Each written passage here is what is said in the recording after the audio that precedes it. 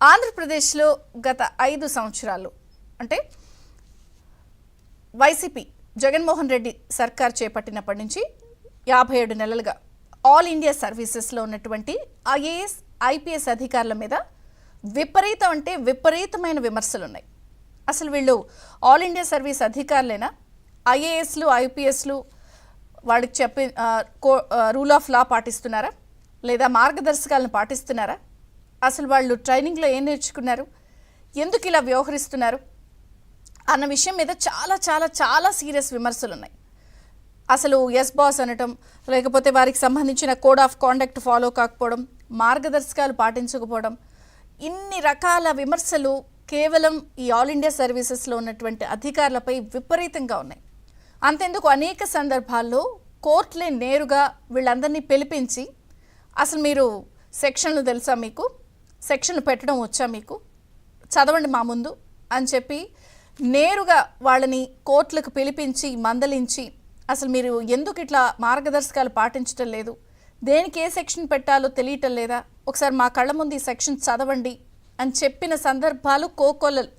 అవన్నీ కూడా అనేక సందర్భాల్లో అనేక అంశాల్లో వివాదాస్పదమైన అంశాల్లో వాళ్ళని నేరుగా కోర్టులకే పిలిపించి మందలించిన సందర్భాలు చాలా చూసాం. అంతెందుకు సాక్షాత్తు డీజీపీ గౌతమ్ సవాంగ్ని అయితే హైకోర్టులో పిలిపించి సిఆర్పిసి సెక్షన్ 151 చదివించారు.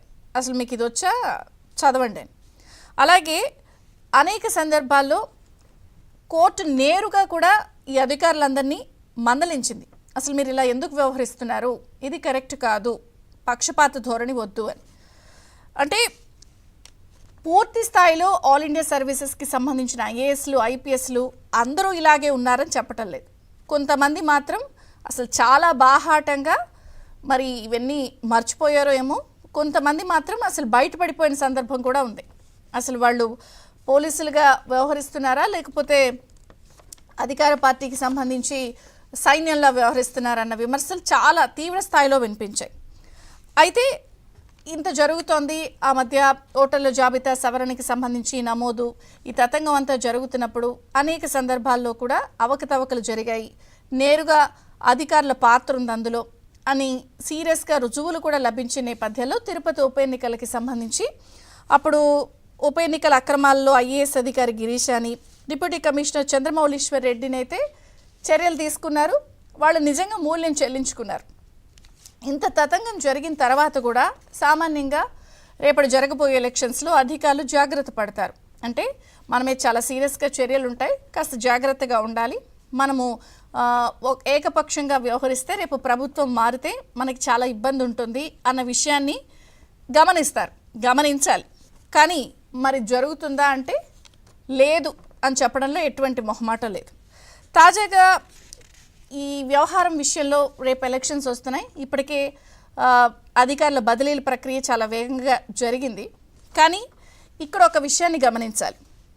సామాన్యంగా ఎక్కువ కాలం అక్కడే ఉంటే వాళ్ళు పక్షపాత ధోరణిగా వ్యవహరించే అవకాశం ఉంది. కాబట్టి రేపొద్దున ఎలక్షన్స్లో వాళ్ళందరినీ కూడా బదిలీలు చేస్తారు. ఇది సామాన్యంగా ఎలక్షన్స్ అప్పుడు జరిగే ప్రక్రియ. అయితే ఇక్కడే ఒక వ్యవహారం చెప్పాలి. చాలా వ్యూహాత్మకంగా ఏపీ సీఎం జగన్మోహన్ రెడ్డి గారు ఈ బదిలీల ప్రక్రియని చాలా వ్యూహాత్మకంగా తన భక్త ఐపీఎస్ని ఐఏఎస్ని మళ్ళీ చాలా జాగ్రత్తగా తూతూ మంత్రంగా బదిలీలు చేస్తూ వారందరినీ ఎక్కడ పెట్టాలి, ఎక్కడ పెడితే రేపొద్దున ఎలక్షన్స్లో పరిస్థితి అనుకూలంగా ఉంటుంది అన్న వ్యూహానికి ముఖ్యమంత్రి జగన్మోహన్ రెడ్డి గారు ఇక్కడ తెరలేపారా అంటే అవుననే సమాధానమే వినిపిస్తోంది. ఎందుకంటే ఇప్పటికే అనేక సర్వేలన్నింటిలో కూడా వైసీపీ పుట్టి మునకడం ఖాయం. రేపొద్దున ఎలక్షన్స్లో ఆంధ్రప్రదేశ్లో ప్రజల మూడ్ మారిపోతోంది ఆల్మోస్ట్.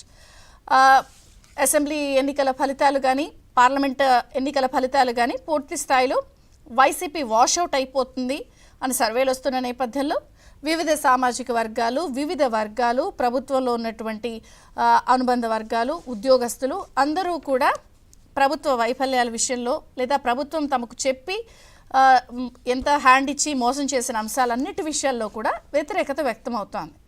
ఈ నేపథ్యంలో వైసీపీ పుట్టి మునగడం ఖాయమని దాదాపుగా ఖరారవుతున్న నేపథ్యంలో ఇక్కడే చాలా వ్యూహాత్మకంగా ముఖ్యమంత్రి గారు ఈ బదిలీల అంశంలో ఒక వ్యూహాత్మకంగా వాళ్ళందరినీ బదిలీ చేసినట్టుగా మనకు ఆ ప్లేసింగ్స్ చూస్తే జాగ్రత్తగా గమనిస్తే అర్థమవుతుంది.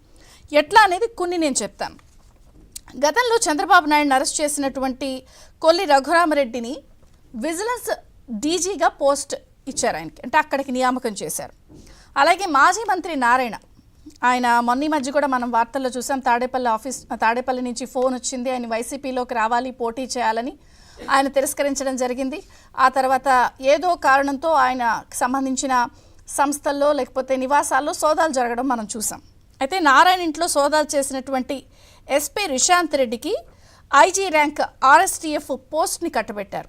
సో చంద్రబాబుని అరెస్ట్ చేసిన కొల్లి రఘురామరెడ్డికి విజిలెన్స్ డీజీ పోస్ట్ ఇస్తే, నారాయణ ఇంట్లో సోదాలు చేసిన ఎస్పీ రిషాంత్ రెడ్డికి ఆర్ఎస్టీఎఫ్ పోస్ట్ ఇచ్చారు.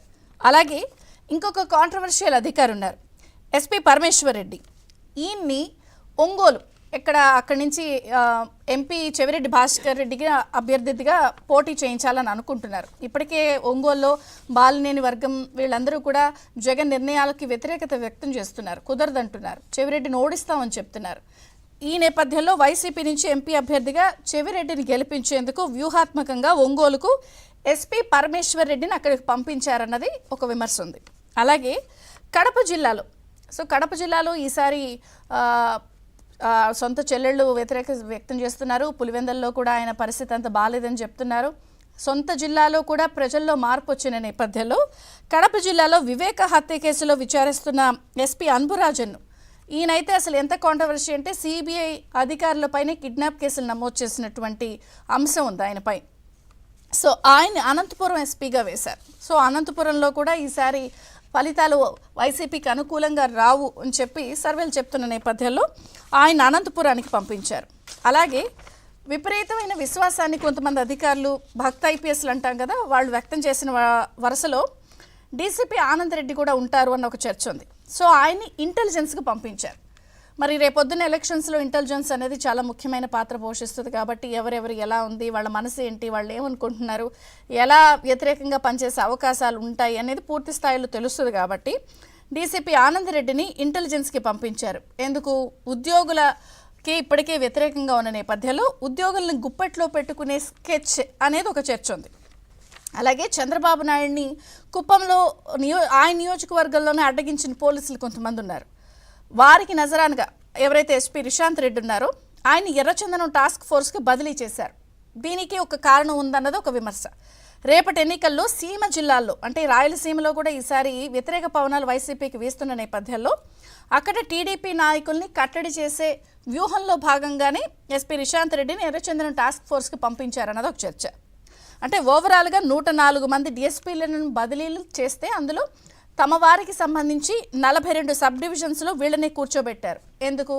రేపు జరగబోయే ఎన్నికల్లో పూర్తి స్థాయిలో వైసీపీ అభ్యర్థుల గెలుపు కోసం టీడీపీ బలమైన నియోజకవర్గాల్లో ఈ అధికారులందరూ రేపొద్దున టీడీపీకి సంబంధించిన బలమైన నాయకుల నివాసాల్లో కానీ, వాళ్ళ సంస్థల్లో కానీ, వారికి సంబంధించిన వ్యాపార సంస్థల్లో కానీ సోదాలు చేయడం, లేకపోతే ఈ విధమైనటువంటి ఒక స్కెచ్లో భాగంగా ఈ పోస్టింగ్లు జరిగాయి అన్నది ఇప్పుడు సర్వత్రా ఏపీ వ్యాప్తంగా చర్చ నడుస్తోంది.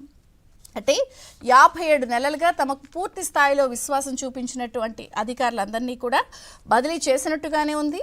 అలాగే తూతూ మంత్రంగానే ఉన్నాయి.